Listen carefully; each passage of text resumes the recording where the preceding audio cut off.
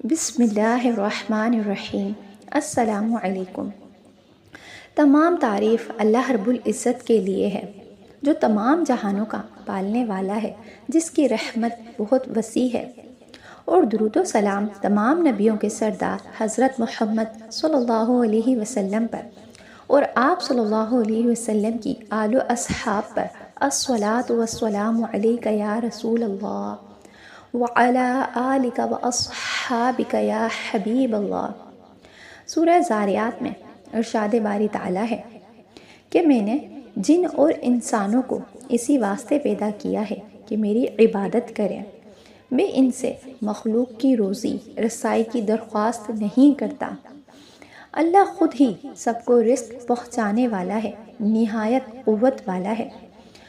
اور سورہ ہود میں ارشاد باری تعالیٰ ہے، روئے زمین پر چلنے والا ایسا کوئی نہیں کہ اس کی روزی اللہ رب العزت کے ذمے نہ ہو۔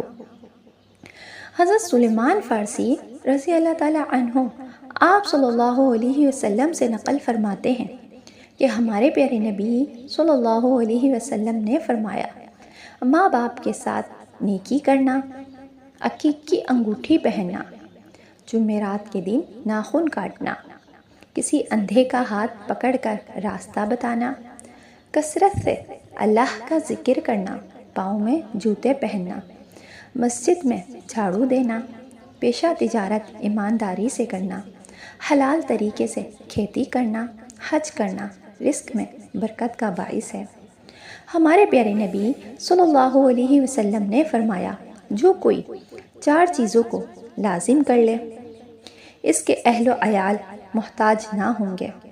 صبح سویرے اٹھنا، نماز کا وقت آنے سے پہلے وضو کرنا، وتر کی نماز کے بعد دنیا کی باتیں نہ کرنا، اذان سے پہلے مسجد میں جانا، اور جو شخص گھر سے باہر نکلتے وقت آیت الکرسی پڑھ لیا کرے تو اللہ رب العزت اس پر کشادگی فرما دے گا۔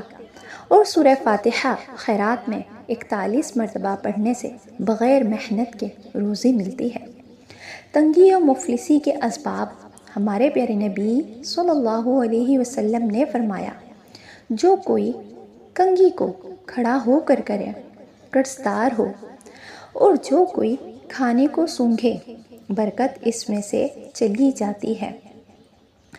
امیر المؤمنین حضرت علی رضی اللہ تعالیٰ عنہ نے اپنے احباب و اصحاب سے فرمایا، 9 باتوں سے محتاجی آتی ہے: مکڑی کا جالا گھر میں رہنے دینا، جھوٹی قسم کھانا، زنا کرنا، لالچ کرنا، مغرب عشاء کے درمیان سونا، گانے سننا، سائل کو محروم واپس کر دینا خصوصاً رات کے وقت آیا ہو، تقدیر پر یقین نہ کرنا، رشتہ داروں سے برا سلوک کرنا۔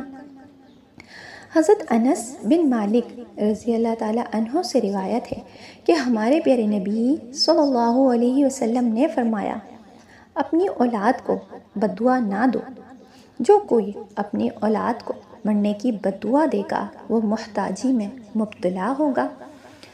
3 آدمی ہمیشہ روزی کی تنگی میں مبتلا رہتے ہیں: ماں باپ کی نافرمانی کرنے والی اولاد، شوہر کے ساتھ خیانت کرنے والی عورت، پڑوسیوں کے ساتھ بدسلوکی کرنے والا۔ مقصد میں کامیابی کے لیے تدبر کرنا ضروری ہے۔ تدبر کے بغیر کوئی شخص بھی مقصد تک پہنچنے میں کامیاب نہیں ہو سکتا۔ علامہ امام غزالی رحمۃ اللہ فرماتے ہیں، جو شخص توکل کا مفہوم یہ سمجھے کہ بس زمین پر پڑا رہے اور کسب معاش کی تدبیریں اختیار نہ کرے تو وہ جاہل ہے۔ حضرت مولانا شاہ عبد الغنی رحمۃ اللہ فرماتے ہیں کہ آدمی کو چاہیے کہ تدبر تو ضرور کرے مگر بھروسہ تدبر پر نہ کرے، کیونکہ تدبر تو صرف بھیک کا پیالہ ہے اور دینے والے اللہ تعالیٰ ہیں۔ جس طرح اللہ کی شان کی کوئی حد نہیں، ایسے ہی اس کے رزق کے دروازوں کی بھی کوئی حد نہیں۔ ظاہری تدبیروں کے ساتھ ساتھ روزی کے لیے روحانی تدبیروں کو بھی اختیار کرنا چاہیے۔ نماز، ذکر اللہ، دعا وغیرہ اختیار کرنا ضروری ہے، جس کی وجہ سے اللہ تعالیٰ کے ساتھ تعلق میں زیادتی اور اس کی نزدیکی اور اس کی رضامندی بھی نصیب ہوگی اور رزق میں برکت بھی ہوگی۔ ہمارے پیارے نبی صلی اللہ علیہ وسلم نے فرمایا، جو کوئی سورہ واقعہ ہر روز رات کو مغرب کے بعد پڑھے گا وہ کبھی بھی فاقے کا شکار نہ ہوگا۔ جو کوئی گھر میں داخل ہوتے ہوئے سورہ اخلاص پڑھے گا، اللہ رب العزت اس کو اور اس کے گھر والوں کو غنی کر دے گا۔ اللہ رب العزت سے دعا ہے وہ مجھے بھی اور آپ کو بھی ان سب باتوں پر عمل کرنے والا بنا دے۔ اللہ رب العزت سے دعا کرتی ہوں کہ اللہ رب العزت مجھے بھی اور آپ کو بھی اپنے پسندیدہ، اپنے محبوب، اپنے عبادت گزار، اپنے تہجد گزار، اپنے شکر کرنے والے بندوں میں شامل فرما لے۔ اور اس ویڈیو میں مجھ سے کوئی غلطی یا کوتاہی ہو گئی ہو تو اللہ رب العزت کی بارگاہ میں معافی کی طلبگار ہوں۔ ملتے ہیں نیکسٹ ویڈیو میں۔ اللہ حافظ۔